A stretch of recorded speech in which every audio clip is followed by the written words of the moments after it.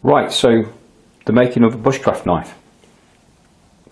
The components of the knife are 012 tool grade steel.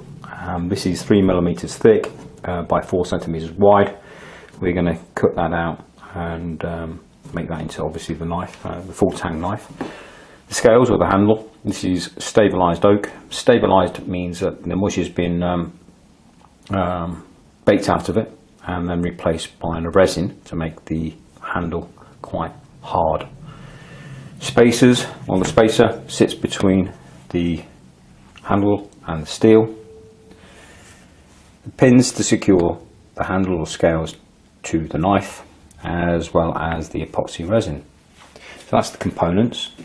The first stage then is to put a profile on the knife and then cut it out on the bandsaw, so we'll do that next. Right, so we've blued out the steel, or engineering blue. Marker pen will do just as well, and we need a template. So here's one I made earlier, and I'll clamp it onto the steel and we'll profile around it.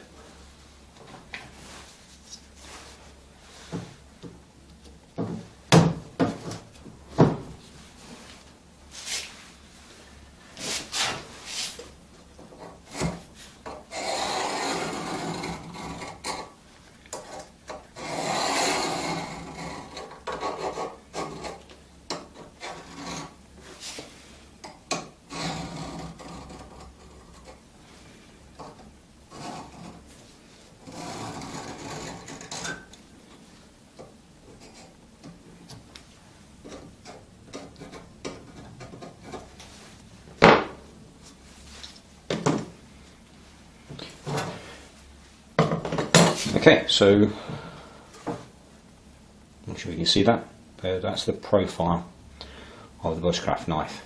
Next thing to do is to get a rough cut out on the bandsaw, so we'll do that next.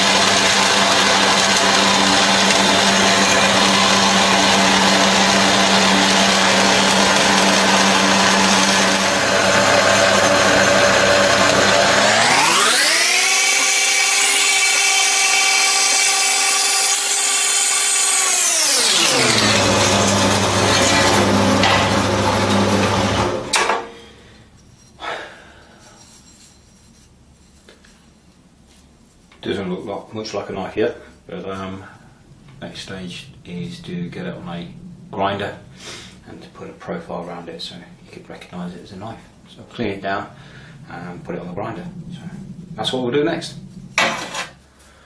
Right, so like I say, next task is to profile the knife. What we're going to do is use it on this linishing machine or grinding machine.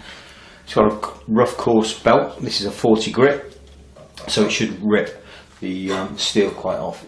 Okay, this is annealed steel. In other words, it's not been heat treated yet, so it should come off quite nice and easy. So we'll do it on the flat one first, then we'll swap this platen over to a wheeled grinder, and then we'll do the inside curves of the actual knife. So we'll do that next.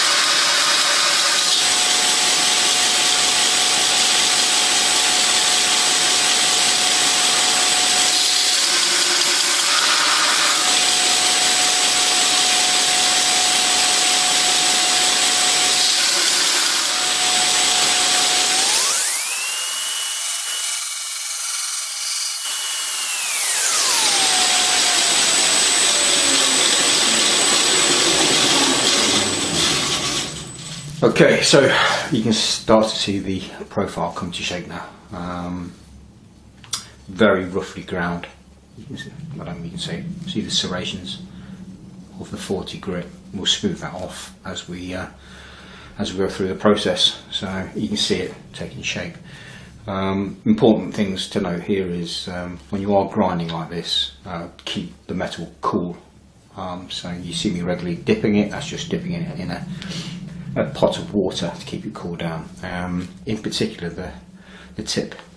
If that blackens or blues, pretty much the steel is ruined. You need to either regrind it to take the tip off, or you basically throw it away. So that's it done on the platen flat piece of the grinder. What I'm going to do now is change it over, and we're going to put some wheel grinders, if you like, wheel shapes, to get inside these internal sort of grooves.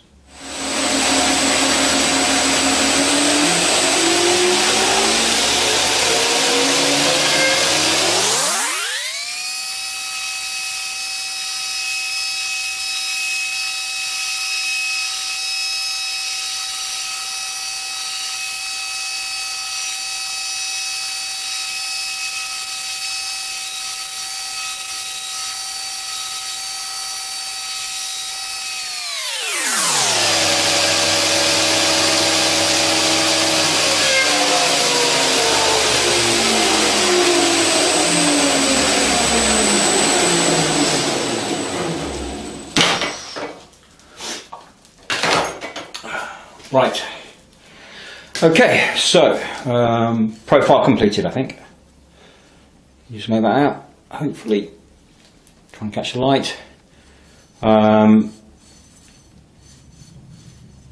the edge, as I said earlier, it's serrated, so the next stage really is to get rid of all of the serrations around the edge. So we'll go from the bottom of the handle all the way around the top and the spine. We won't bother doing this bit here, because that's obviously going to be the edge, and that's where we'll grind it down to a sharp edge, so not much point in polishing that. So what we'll do now is we're going to go up from the 40 grit belts right up through 120s, 240s, so on and so forth, so we get a nice polish edge all the way around that. So I'll do that next.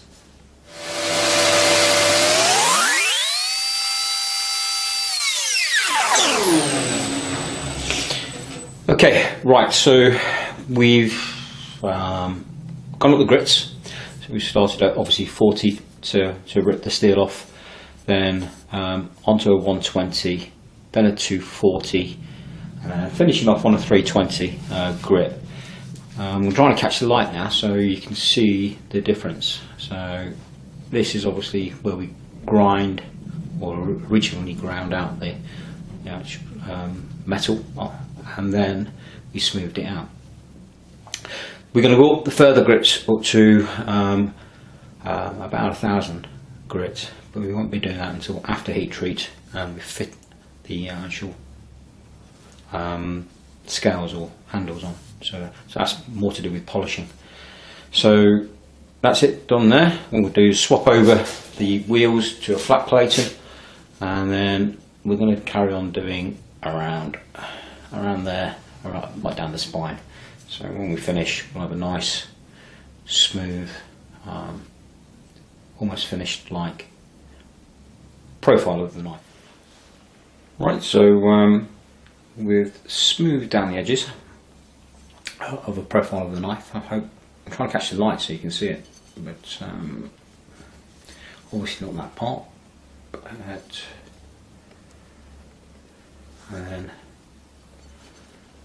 all the way down the back. So that's it for the time being on the grinder. What we're going to do now is put the pinholes in. So a few holes along here, lanyard hole, and we're also going to add a few extra holes there just to counterbalance. So once the knife is fully completed, it weighs or rests nicely in the hand. So a few pinholes, lanyard hole, and a few extra holes just to counterbalance the weight of the skeleton.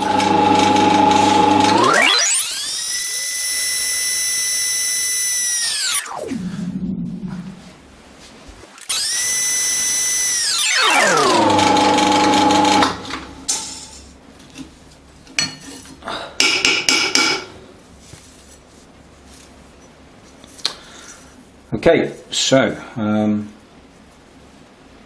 can see there's 2 6mm pin holes here, an 8mm lanyard hole here, and 7 other 8mm holes just to counterbalance the weight, as I mentioned earlier. So what we'll do now is put this on a bench grinder just to smooth off the edges.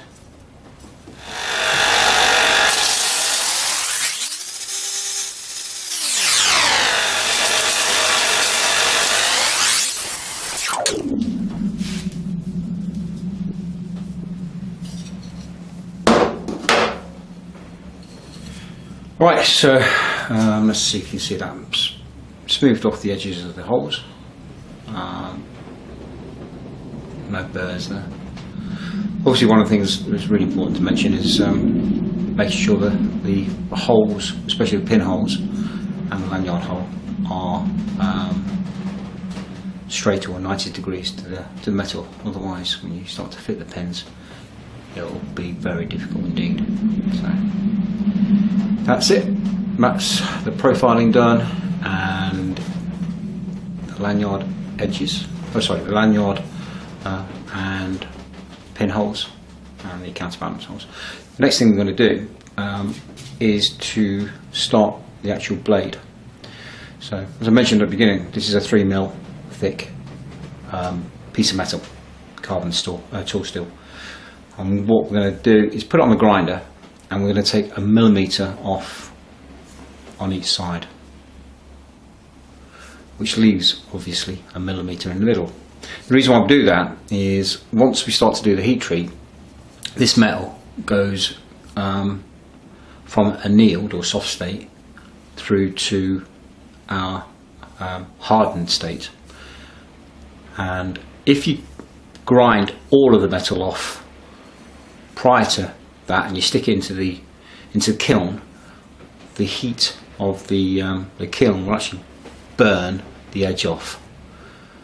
So what we're trying to do is get a lot of the metal off in its soft state, so we're down to 1mm post heat treat, so it's easier for the metal to come off, and it's less friction, if you like, on the belt. So that's what we're going to do next.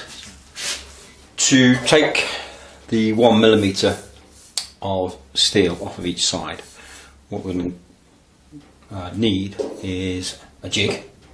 So I'll explain how that works in a minute, and a inclinometer.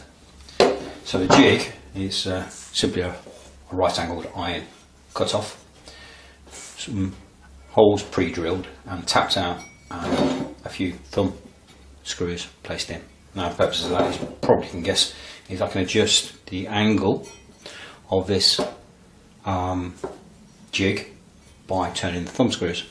So what I'm going to achieve is a Scandi grind of between 20 and 22 degrees off the centre, so between 10 and 11 degrees either side of the edge. And we'll clamp the knife onto there, pass it over the grinder. So I'm just going to measure the angle to make sure it's still correct.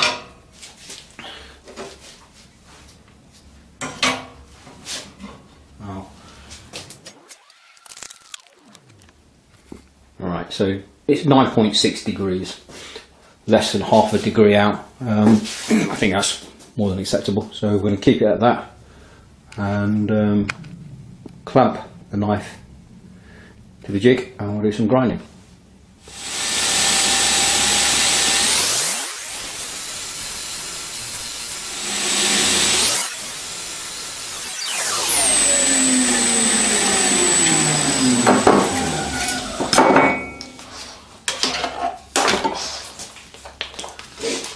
Right, okay, probably just make that out now.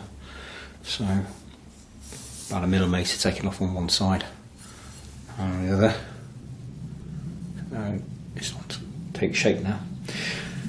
Approximately 1mm left down the middle.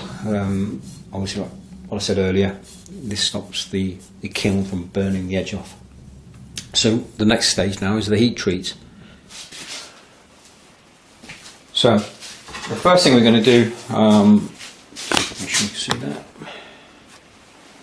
First thing we're going to do before we put it in the kiln is put something called an anti-scaling coating.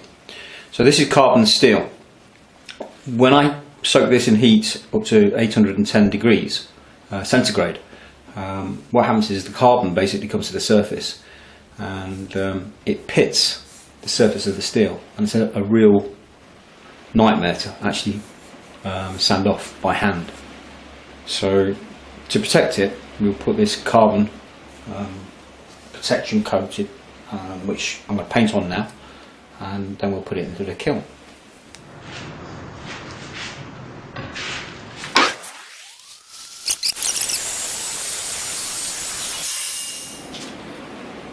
Right, so a few layers of that carbon coating. Oh, I missed a bit here. Well,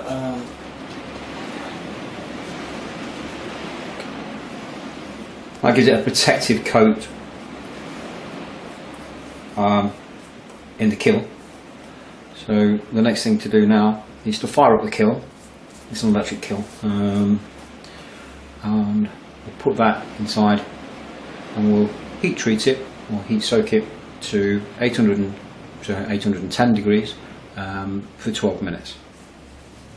A bit like baking a cake. Okay, so set the temperature to 805.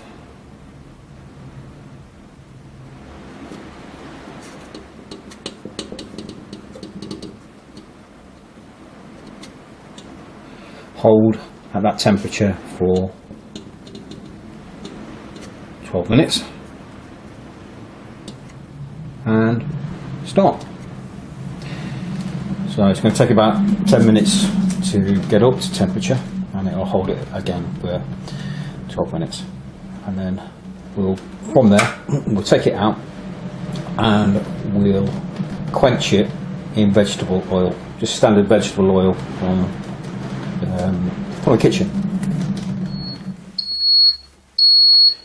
Right, so that's the heat treatment completed. I'll open up the kiln.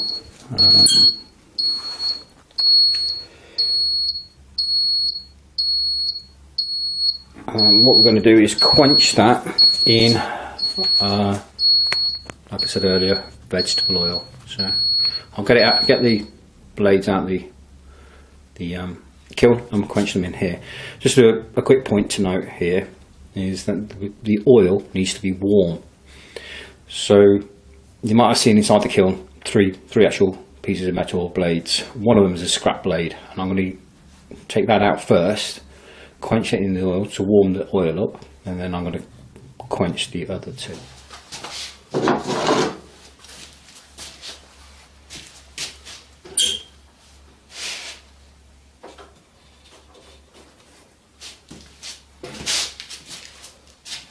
This is where the workshop stinks of like a chip shop.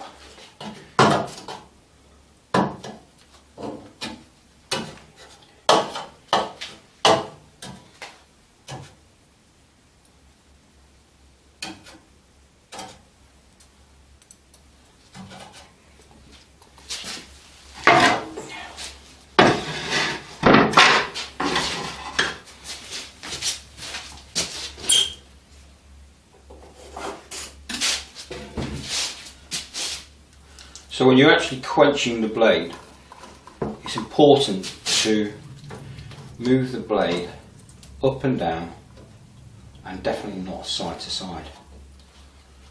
The reason being is it's very vulnerable to warping at this stage, and it's extremely brittle. So if I was to drop this on the floor now, it would probably just shatter.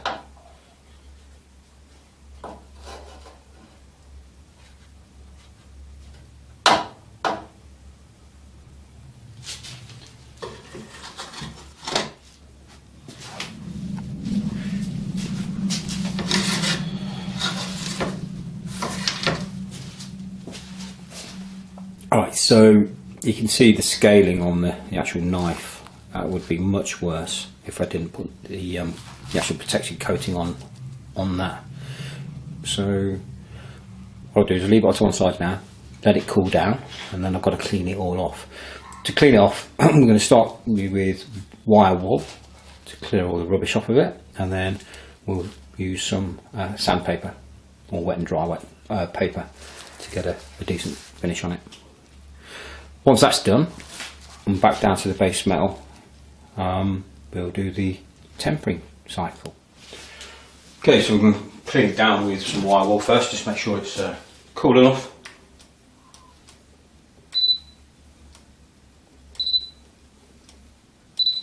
Yep. Good. Right.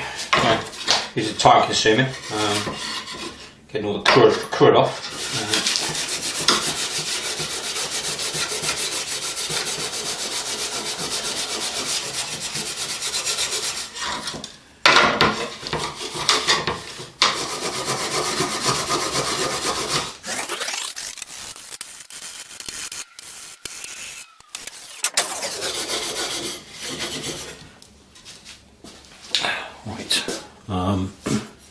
You can clearly see that even with the anti-carboning or anti-scaling sort of material, you can still see the carbon coming to the surface. So what I'm going to do now is to hand sand it, so get it right back down to the original colour.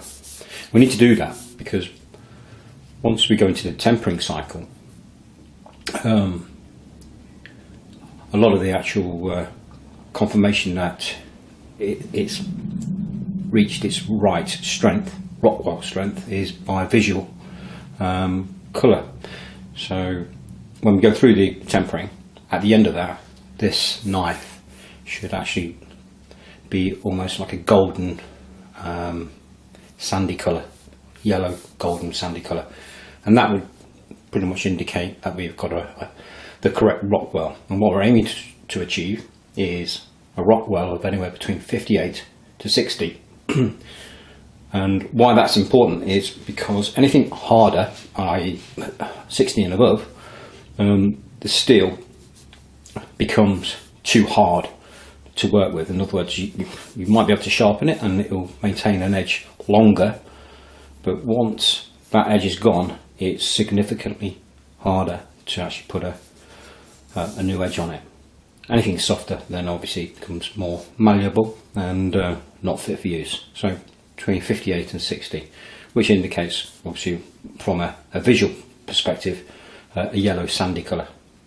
So we'll do that now.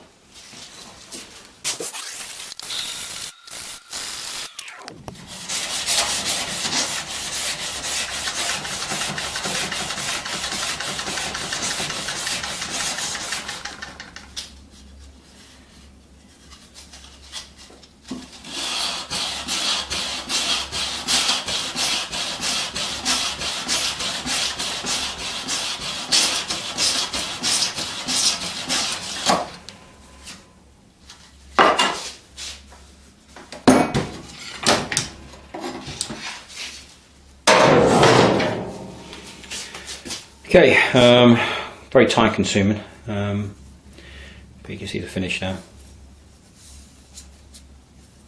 of the surface of the blade.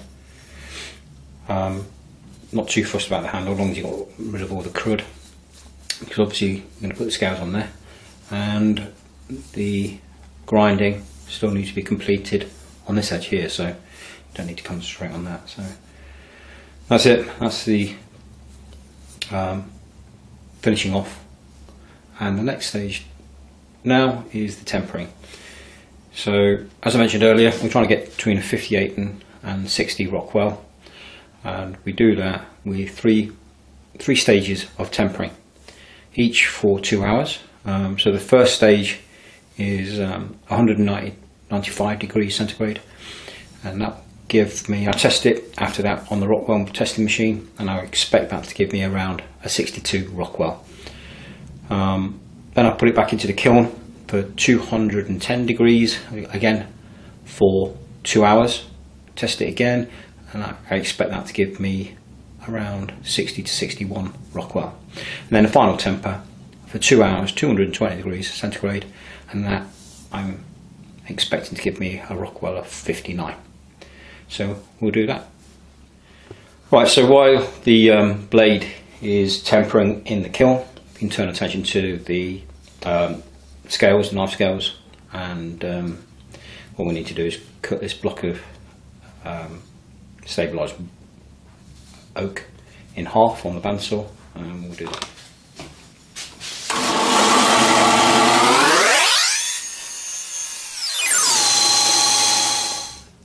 Okay, cut in half, and we're just going to flatten off the surfaces on the bench grinder.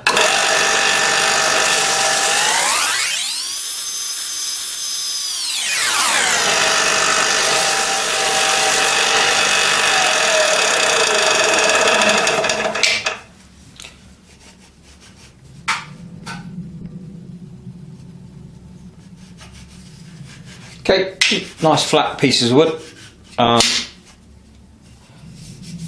What we do now is to glue with the epoxy glue the liners, the red liners, onto the inside of the sheaths. So we'll do that.